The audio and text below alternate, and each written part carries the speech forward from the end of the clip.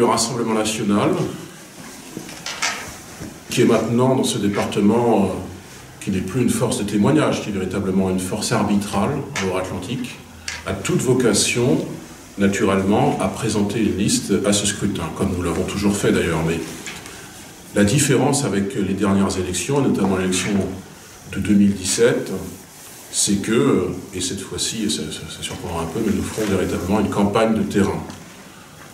On n'a pas lancé la campagne sénatoriale début septembre pour la fin septembre, en se contentant de publier une profession de foi, et puis peu importe ce qu'il arrivera. Non, nous annonçons en mai notre projet, notre candidat tête de liste que je suis, mes colistiers, et nous l'annonçons quelques mois en avance, parce que, après tout, les autres forces politiques qui concourront à cette élection, de la NUPES aux Républicains en passant par la majorité présidentielle, eh bien, ils ont déjà leurs candidats. Alors, si on ne présentait pas nos candidats, on rendrait implicite le fait que cette élection ne nous concerne pas vraiment.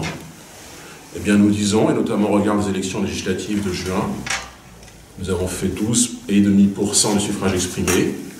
Nous sommes la troisième force du département, qu'il faut, c'est ce que j'ai cherché à faire depuis l'élection présidentielle déjà, cesser d'être dans cette logique intellectuelle et politique de se considérer soi-même comme une petite force d'opposition, une force de témoignage dans le département qui n'aurait pas vocation à avoir des élus locaux, à avoir des cadres locaux.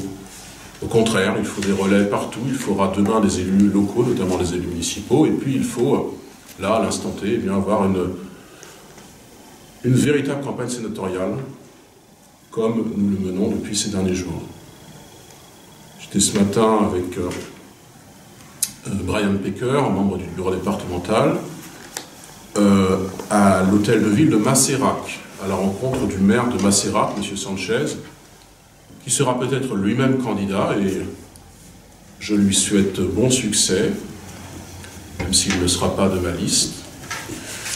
M. Sanchez porte dans ce débat quelque chose d'intéressant, qui est que l'essentiel des candidats des listes de gauche et de droite sont avant tout des Nantais.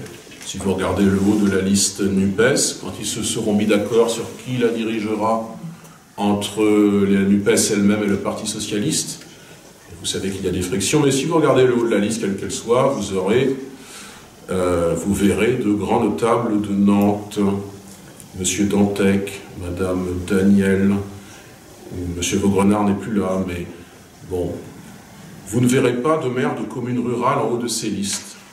Et en haut de la liste de droite, vous verrez bien sûr Mme Garnier, qui a échoué par 2 fois à conquérir la mairie de Nantes, qui est élue un peu par hasard parce que M. Priou a choisi de démissionner de son mandat, et qui aujourd'hui se représente avec le soutien de M. Larcher, d'accord, c'est-à-dire avec tout le poids du président du Sénat, mais sans véritablement l'appui des maires ruraux qui ne figurent pas en haut de sa liste. Nous sommes dans une logique différente.